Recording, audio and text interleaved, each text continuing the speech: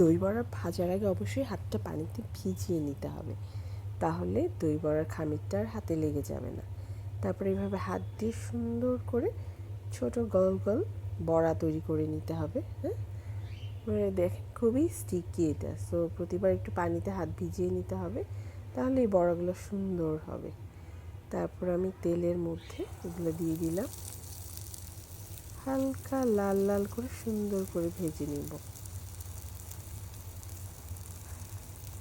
দই বড়ার এটাই হচ্ছে ট্রিক্স। সো আপনাকে ভালো করে ভাজতে হলে অবশ্যই মিক্সচারটা ফ্ল্যাফি হতে হবে। এটা টেস্ট করবেন, পানিতে 1 চিমটি ছেড়ে দিয়ে যদি দেখেন ভেসে উঠেছে, তার মানে হচ্ছে দই বড়ার মিক্সচারটা খুবই ভালো হয়েছে। তো যত মিক্সচার ভালো হবে তত সুন্দর আর ফ্ল্যাফ দই বড়া হবে। সবাই বানাবেন অবশ্যই বাসায়।